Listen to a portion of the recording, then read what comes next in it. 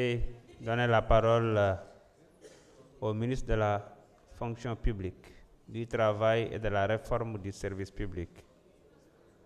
Vous avez 30 minutes.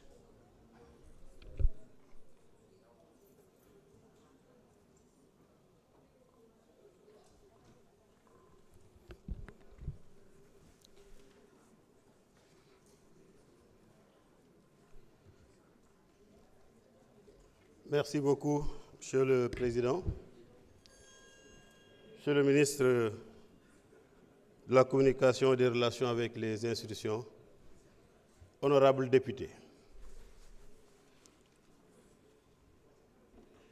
permettez-moi tout d'abord de remercier très sincèrement la Commission des lois, avec à sa tête l'honorable député Abdoulaye Tall et l'ensemble de l'intercommission pour l'excellent travail que nous avons fait ensemble lors de l'examen de ces textes par cette commission.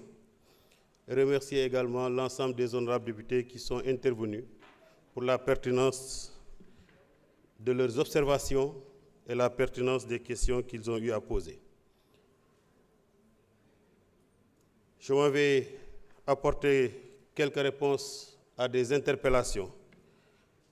Et si le temps ne le permet pas, Monsieur le Président, je vous propose de vous envoyer les réponses écrites aux questions des honorables députés. Monsieur l'honorable député Guy Marius Sagna a posé des questions relativement à l'audit de la Cour des comptes. Il est clair qu'il y a de cela environ un an, un détournement d'une valeur d'1,8 milliard a été constaté dans une institution de prévoyance sociale. Et aussi bien les autorités de cette institution que l'État avaient proposé des poursuites pénales. Et pour cela, la Cour des comptes a été saisie pour faire le contrôle nécessaire. Et la Cour des comptes a fait les vérifications. Et je crois qu'aujourd'hui, le dossier est pendant devant la justice. Et la Cour des comptes a proposé également d'effectuer un contrôle annuel des institutions de prévoyance sociale. Pour les conseils d'administration de l'IPRES et de la Caisse de sécurité sociale, je dois informer l'Assemblée que depuis 2016, leur mandat est terminé et se maintiennent au niveau de ces conseils d'administration depuis lors et l'État n'a pas les moyens de rétablir la situation. Mais si vous parvenez à voter ces projets de loi, évidemment, l'État va avoir des moyens pour régulariser la situation, parce que la sécurité sociale est de la responsabilité de l'État.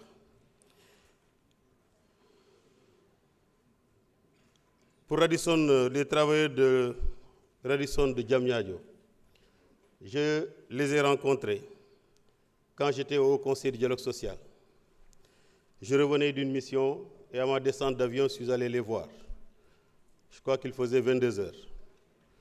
J'ai trouvé des responsables syndicaux là-bas. Ils étaient en grève de la faim. Nous avons discuté avec eux pour obtenir de la levée de cette grève de la faim et de continuer à se battre pour leurs droits. C'est un dossier qui est bien suivi. Et hier ou avant-hier, je crois, un des responsables syndicaux nous a informé que l'État est en train de trouver un repreneur pour que le travail puisse reprendre. Je n'ai pas encore eu vent de la demande d'audience qu'ils ont déposée, mais c'est bien que vous me l'ayez dit. Je leur propose une rencontre le lundi 27. Le lundi 24 à 9h à mon ministère pour examiner la situation. J'aurais pu le faire dès demain, mais nous avons déjà une activité qui nous prend jusqu'à samedi. Donc je les reçois lundi à 9h à mon ministère. Il y a quelques activités qui étaient prévues, mais on va les repousser pour les recevoir afin d'examiner leur situation. Pour le refus d'accès à l'AIBD, cela m'a été signalé quand je suis passé rendre visite à l'inspection régionale du travail de Thiès. Nous avons immédiatement pris les dispositions pour établir des cartes professionnelles pour eux, pour qu'ils puissent accéder, parce que c'était un peu ça la difficulté, mais nous sommes en train de travailler avec le ministre en charge des Transports pour que véritablement nous puissions juguler ce problème. Mais le nouveau code, s'il est voté, permettra également de régler la situation parce que, en cas de refus, l'entreprise pourrait avoir une amende de 1 à 10 millions qu'on va lui infliger. Pour la SIAS, les travailleurs, les ex-travailleurs de SIAS, Sotrac et Ama Sénégal, je les ai reçus quand j'étais au Conseil de dialogue social, le dossier était très avancé. Tout comme les travailleurs, les ex-cheminots de Thiès. Tous les deux, les dossiers étaient très avancés. J'ai appris comme vous, par voie de presse, qu'ils ont repris la grève de la faim. C'est peut-être parce que la situation est réglée au niveau des cheminots. J'y étais avec le ministre des Transports, nuitamment, vers 22 h, parce qu'eux également étaient en grève de la faim. Nous avons réussi à obtenir d'eux la suspension de leur grève de la faim. C'était un dimanche, nuit. Dès le lundi, j'ai fait les diligences et nous avons obtenu le paiement de leur dû. Et cela est effectif depuis hier. Ce qui me laisse croire que certainement, c'est parce que la situation a été réglée de l'autre côté, qu'eux également, ils se signalent. Mais toujours est-il que je me propose d'aller leur rendre visite le plus rapidement possible, comprendre la situation et apporter des solutions par rapport à cette douloureuse. Parce que s'ils vont jusqu'à mener la grève de la faim, c'est parce qu'ils n'ont pas d'autre solution. Alors, Honorable Abdoumbo, par rapport au Code de la Sécurité sociale, dire que le gouvernement veut contrôler les institutions de prévoyance sociale, je crois que c'est lui faire une fausse querelle. Les institutions de prévoyance sociale étaient administrées par des travailleurs et des employeurs et jamais par le gouvernement. Mais pourtant, le gouvernement est un employeur. Cette fois-ci, sur les 14 membres, le gouvernement ne sera représenté que par 3 membres. Et je ne sais pas comment on peut être 3 et contrôler l'institution de prévoyance sociale. Sur la question des licenciements, quand je suis arrivé au ministère de la fonction publique et du travail, c'est une question déjà que j'avais prise en charge lorsque j'étais au Conseil du dialogue social. Mais une fois au niveau du ministère de la fonction publique et du travail, j'ai eu à rencontrer les centrales syndicales sur la question. Parce que c'est le motif principal de la mise en place du Front syndical pour la défense du travail. Nous avons convoqué l'ensemble des structures incriminées, dont un ministère. Et nous avons également convoqué l'ensemble des centrales syndicales. L'objectif était de nous entendre sur les chiffres. Souvent, on entend, oui, il y a 30 000 travailleurs qui ont été licenciés. Quand nous avons fait le décompte, on était à 351 licenciements. Et les 351, pourquoi on est arrivé à 351? C'est parce que les travailleurs avaient estimé qu'au port autonome de Dakar, c'était 224, au moment où l'administration du port parlait de 181 licenciements, ou 186 licenciements. Nous avons accepté les 224 licenciements annoncés par les travailleurs en leur demandant d'apporter la preuve matérielle qu'il s'agit bien de 224 licenciements. Mais c'est 351 dont la plupart ont été réintégrés. La position du gouvernement sur la question, elle est claire et sans embâche. Soit vous les réintégrez tous, ou alors vous négociez avec eux un plan social pour leur permettre de rentrer dans leurs droits. Donc, nous sommes en train de travailler là-dessus. La Direction générale du travail a été chargée de conduire cela et nous ferons en sorte que tous les travailleurs licenciés soient réintégrés ou alors on leur paye leurs droits si d'aventure les entreprises ne peuvent pas les réintégrer. Alors, pour l'honorable député, bon, sur le pacte de stabilité, oui, on peut dire que le gouvernement n'a rien fait. Mais si aujourd'hui d'autres réclament la généralisation de l'indemnité de logement, c'est parce que le gouvernement a déjà payé à tous les agents de l'État l'indemnité de logement depuis janvier, pour ne citer que cela. Et donc, c'est syndical que de dire que le gouvernement n'a rien fait. Mais un pacte de stabilité n'est pas que des engagements du gouvernement. Il y a des engagements des travailleurs, des engagements des employeurs et des engagements communs que nous avons signés ensemble en demandant, en acceptant l'observance d'une trêve sociale de 3 ans qui a été violée par une grève générale. Donc, dire que le gouvernement n'a rien fait, il faut réinterroger cela. Honorable député Ramatoulaye Ndom, pour les travailleurs du FERA qui demandent une audience, s'ils en conviennent, le mardi, je peux les recevoir, mardi 25. Il ne faut pas qu'ils me disent qu'il y a le Gamou. Mais le jour du Gamou n'est pas férié, c'est le lendemain du Gamou qui est férié. Je peux les recevoir mardi à 10h. Maintenant, pour la question la situation à la sédiment, j'instruis la Direction générale du travail, en accord avec l'inspection du travail du ressort, d'aller vers de me faire la situation sur la sédiment, et s'il y a des interventions à faire, en tant que ministre en charge du travail, je m'en charge personnellement. Salou Ngom, oui, vous avez raison sur la situation des inspecteurs du travail. J'ai dit que vous allez, au niveau d'une entreprise, vous leur indiquez les conditions de travail des salariés qui sont là-bas, mais quand il y a des problèmes et qu'ils viennent, il y a des différends et qu'ils viennent au niveau de vos bureaux, ce n'est pas sûr qu'ils vont vous respecter. Et nous sommes en train de travailler pour améliorer un peu les conditions de travail dans les inspections régionales. Pour Rufisque, nous sommes assez avancés. Je crois que bientôt, l'inspection de Rufisque va rejoindre le territoire de Rufisque pour travailler à Rufisque et non obliger les gens de quitter Rufisque pour venir jusqu'au niveau de la zone franche. Nous sommes en train d'y travailler et probablement dans un délai très court, je ne veux pas donner de date, mais on va trouver. On a déjà discuté avec la SOGEPA qui a trouvé une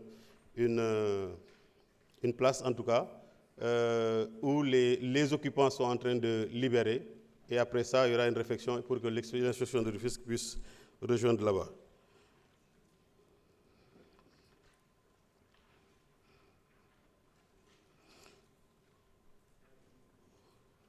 Alors, l'honorable Alioune Dieye, sur le champ d'application de la santé et sécurité au travail, la santé et sécurité au travail aujourd'hui est étendue à l'ensemble des travailleurs indépendants.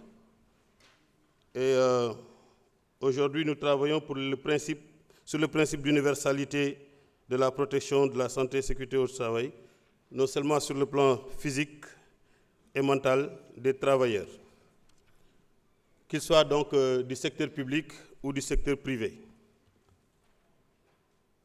quel que soit le statut. Vous savez, en réalité, avec ce code-là, il y a une volonté réelle du gouvernement de se conformer aux conventions 155 et 187 de l'OIT qui ont été ratifiées par le Sénégal. Les accidents dans les chantiers qui sont en construction, nous sommes en train de les prendre en charge dans le cadre d'un programme national de la santé et sécurité au travail, mais également il y a un processus de renforcement à travers la réforme du décret sur la santé et sécurité au travail dans ce secteur. L'objectif étant de combler les insuffisances et de mieux encadrer les obligations des maîtres d'ouvrage, des maîtres d'œuvre et des entreprises qui interviennent.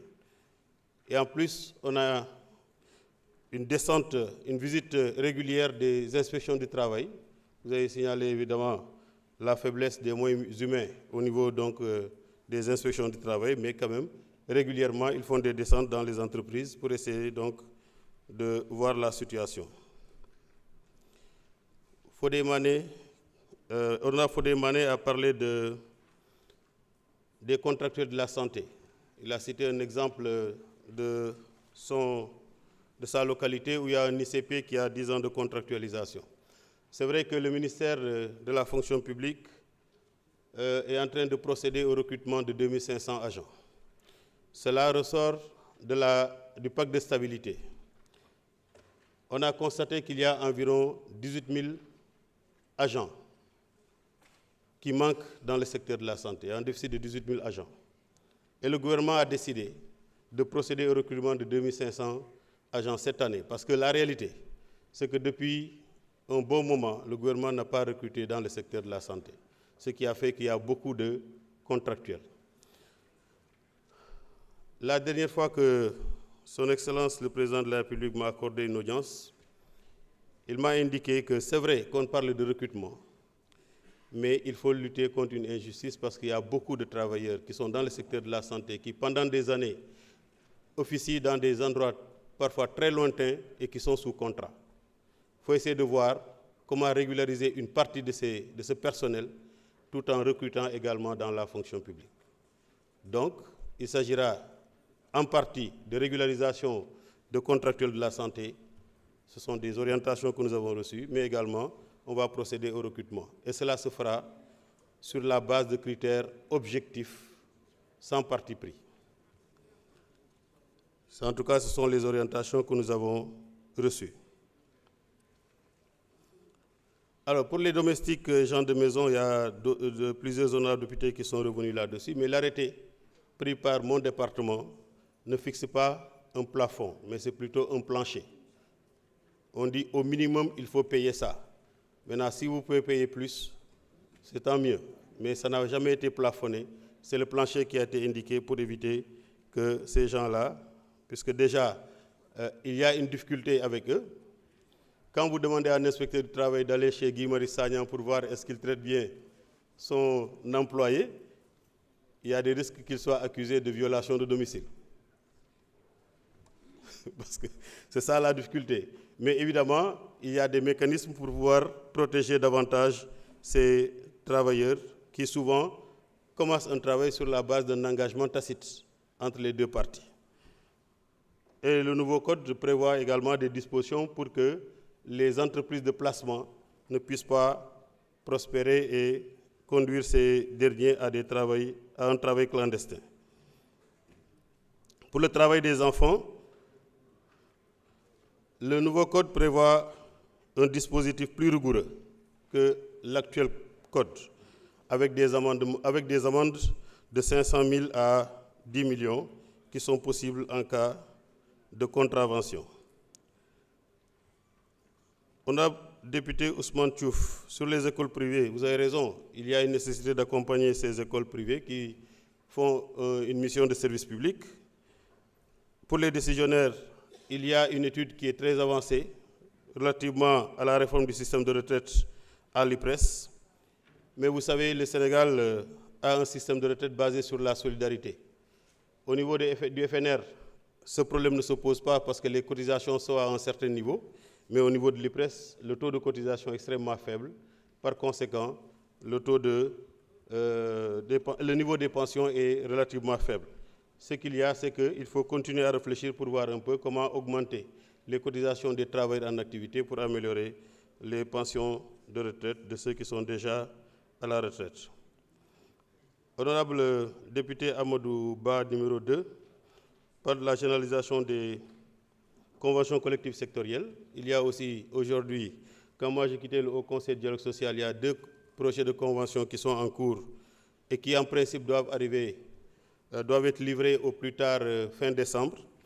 Mais la difficulté au niveau et c'est des engagements également qui ont été pris dans le cadre du pacte de stabilité, mais il faut reconnaître ici qu'il y a un obstacle qui peut être rencontré, parce que si vous voulez une convention collective sectorielle, il faut le concours des partenaires sociaux, employeurs et travailleurs.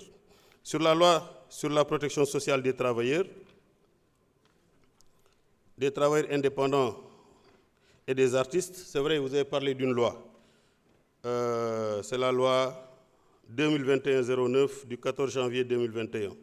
Mais à notre avis, c'est une loi qui est relativement restrictive parce que ça concerne les artistes et les professionnels de la culture. Le régime des travailleurs indépendants concerne toute personne exerçant pour son propre compte une activité qui lui procure un revenu. Donc ici, avec le nouveau code, le champ d'application est beaucoup plus large que cette loi.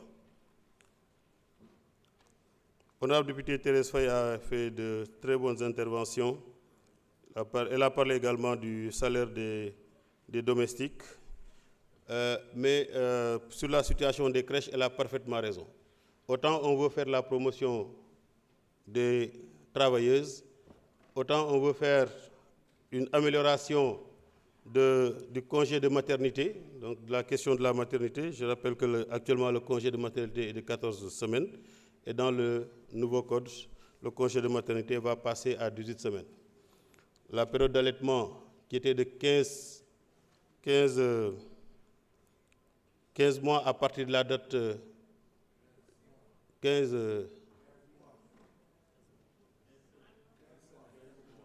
semaines. Non, c'est 15 mois. C'est 15 mois. À partir de la date d'accouchement, il va passer à 20 mois après la reprise de travail. La femme va reprendre 3 semaines après l'accouchement et elle aura 20 mois pour allaiter son enfant.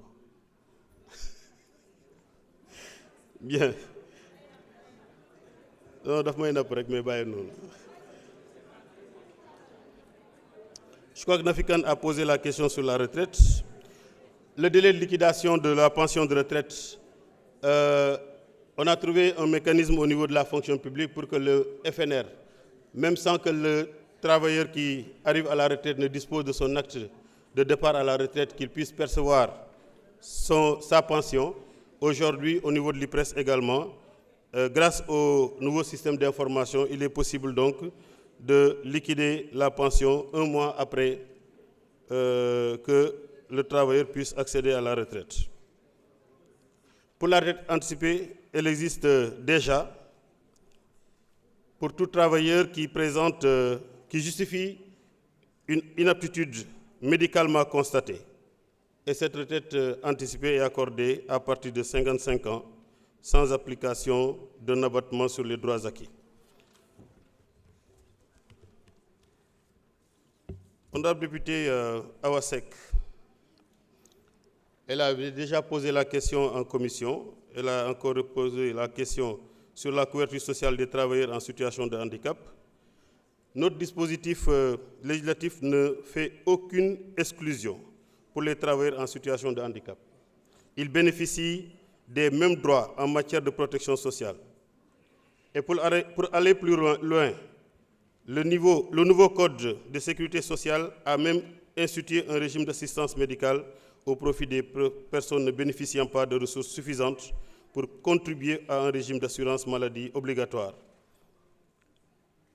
Les personnes en situation de handicap bénéficiaires de la carte d'égalité des chances figurent par ailleurs parmi les bénéficiaires de ce régime d'assistance médicale. Donc, honorable député Nafikan, c'est par rapport à la retraite.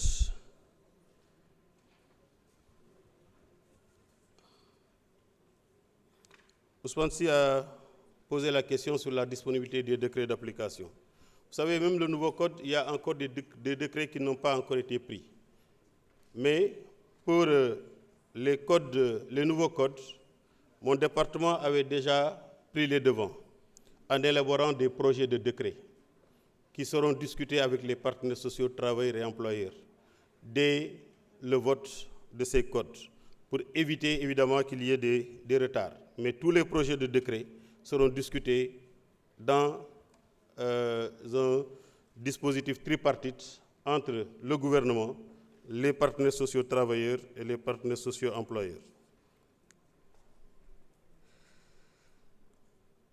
Alors, pour le Kinfat Palace, je les ai reçus quand j'étais au Conseil de dialogue social. C'est un dossier que nous suivons de très près. Ils ont été, pour la plupart, licenciés pendant la période du Covid.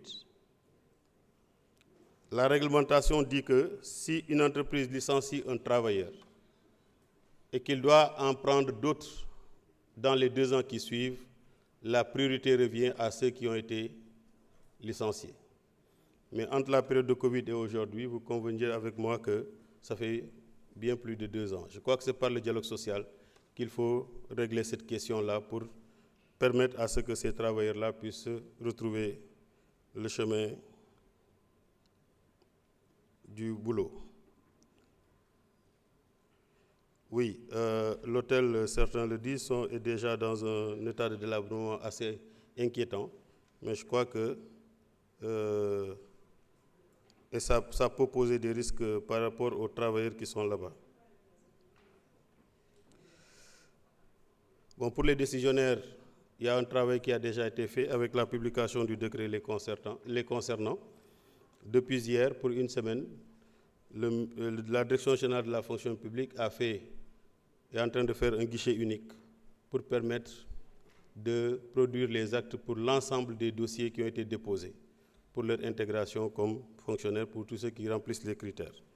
Maintenant, comme je l'ai dit, il y a une étude sur le système de retraite qui est en cours, qui pourrait permettre, avec les orientations de l'autorité, d'arriver à obtenir une amélioration des pensions de retraite, surtout pour ceux qui sont au niveau de l'IPRES.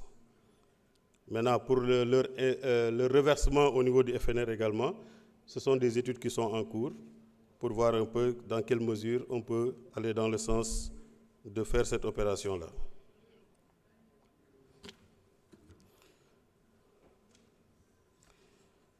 Cheikh Abdourahmane Diouf a dit que, honorable député, qu'il a fallu 4 heures pour me faire accepter. 5 heures, d'accord. Mais en fait, sur le CDD, je crois qu'il n'y avait pas péril en la demeure.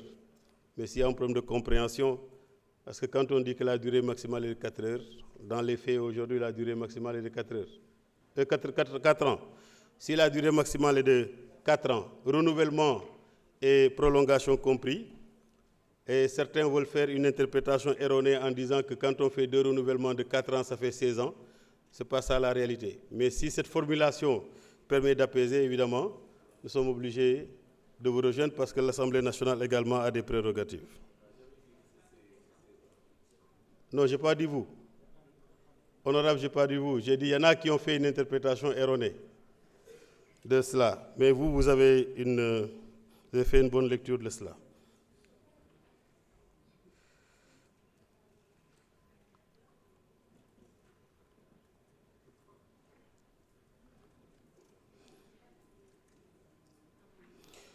Parce qu'en réalité,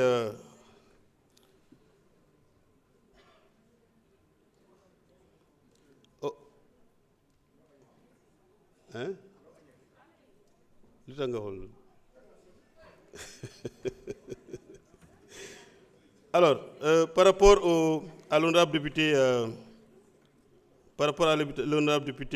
Tahirou Sarr, je crois que la plupart des questions qu'elle a posées, qui portent sur l'avantage comparatif à faire pour les travailleurs nationaux, ces questions sont prises en charge dans le nouveau code du travail. Parce que, à compétence égale, il faut prendre des travailleurs sénégalais. Maintenant, à défaut d'avoir une compétence qui est recherchée parmi les nationaux, il faut donc recourir aux travailleurs étrangers. Maintenant, avec le renforcement des pouvoirs de l'administration du travail, des inspections du travail, quand il y a une situation qui prévaut dans une entreprise, évidemment, en votant ces 2 projets de code, vous donnez les moyens à l'inspection du travail d'intervenir pour régler la situation, si éventuellement il y a des contraventions. Honorable Mamsey a posé la question relativement au droit de grève dans les LINAC. Vous comprendrez que je ne sois pas là pour faire la promotion de la grève. Mais, vous savez, les lycées d'excellence sont institués pour résorber le gap en déficit de compétences dans les domaines scientifiques. Parce que le Sénégal accuse un gap important dans ce domaine. Il y a donc un système de motivation qui a été instauré et qui est bien connu de tous. Et les enseignants qui ont accepté d'y aller ont, en connaissance de cause, accepté d'y aller. Maintenant, en contrepartie, s'il y a l'impossibilité de faire la grève, évidemment, certains peuvent s'en désoler. Mais ça n'a pas commencé avec les LINAC. Déjà, avec le prytanée militaire, c'est à peu près la même situation. Mais toujours est-il que nous, notre option est de promouvoir la stabilité sociale dans tous les établissements scolaires. Est-ce que les pensions des femmes retraitées ne sont pas reversées à leur époux? Est-ce vrai que les pensions des femmes retraitées ne sont pas reversées à leur époux et à leurs enfants? Est-ce que le présent code entend mettre fin à cette injustice? C'est une question de l'honorable député Mamsey Cissé.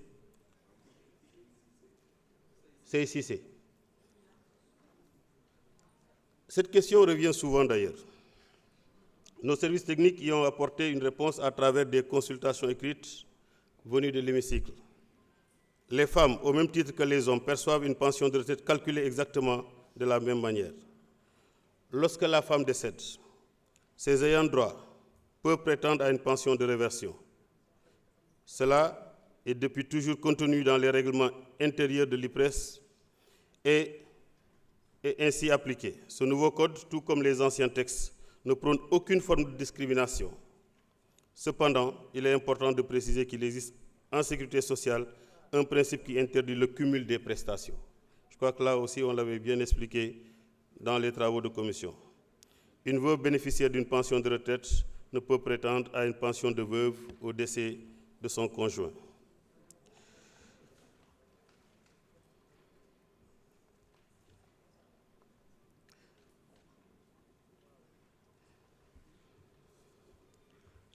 Honorable Daba Wanyan, que je remercie au passage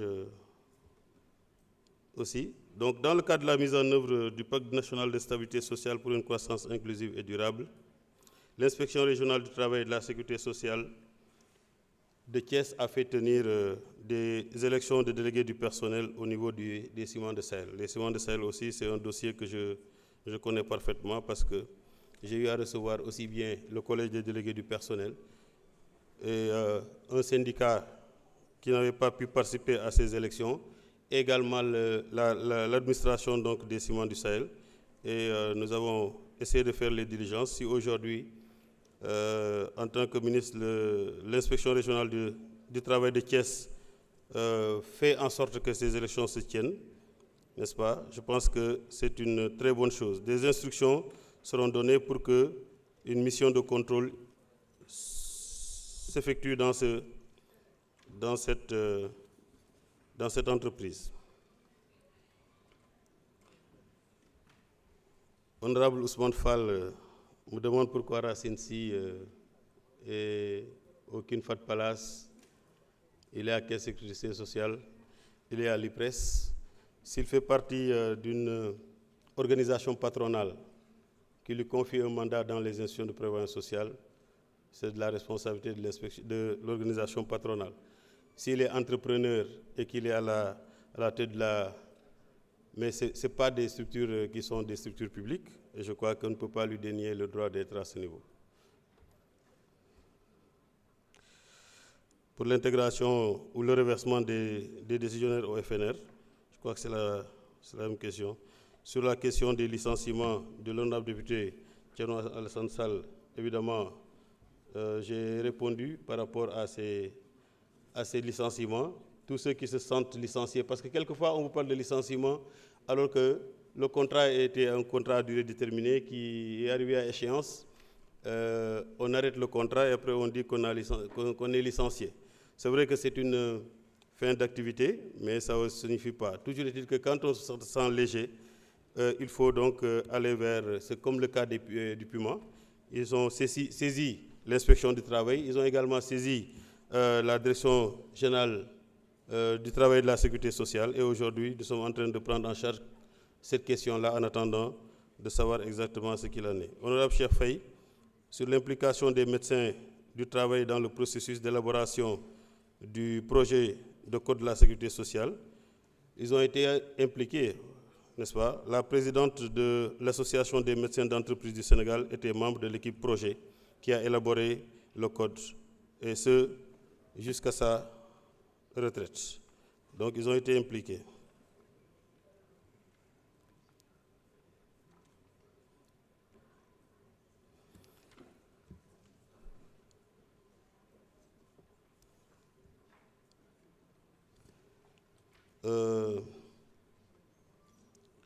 Ndak Cham a parlé des difficultés dans une entreprise, je crois que c'est Africa Chips.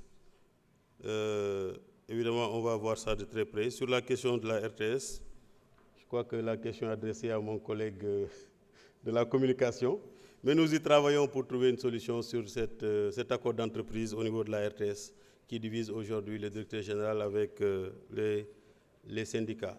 Mais on va y travailler de façon très méthodique en mettant en avant le dialogue pour apporter une solution et qu'on dépasse cela plutôt que les choses se règlent au niveau des tribunaux. Alors, pour les prothésistes dentaires à l'INDSS, une chose est de pouvoir faire la formation. Une autre chose est de pouvoir être intégré dans la fonction publique. Or, pour le moment, au niveau de la fonction publique, ça ne veut pas dire que c'est définitif. On n'a pas encore un corps d'accueil pour ce genre de... Bon, pour les ASP, ça a été posé. Souvent, les ASP se plaignent, mais nous allons voir de très près cette situation-là pour voir exactement est-ce que ce qui est dit correspond à cela. Vous pouvez terminer pour quelques minutes. Alors, Monsieur le Président, si vous le permettez, je voudrais répondre à l'honorable député Moussa Amadissar sur la situation au Puma. Il y a eu la CSA qui a fait une saisine de nos services, de mon ministère. Nous avons donc instruit les services et en date du 17 juillet, j'ai adressé un courrier au coordonnateur du Puma pour lui rappeler la procédure en matière de licenciement économique et à privilégier le dialogue. Ensuite, l'inspection de Rufisque qui a été déjà impliquée dans la gestion du dossier a eu donc une séance de conciliation entre les deux parties. Selon le Puma, la réorganisation interne résulte des recommandations de la Cour des comptes. Quand bien même, il faut signaler que la procédure n'a pas été respectée. Donc nous suivons de très près le dossier et nous allons veiller au respect strict de la législation en la matière.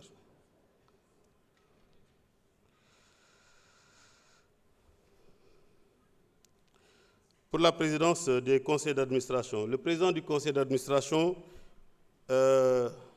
d'une institution de prévoyance sociale est élu parmi les membres du conseil d'administration.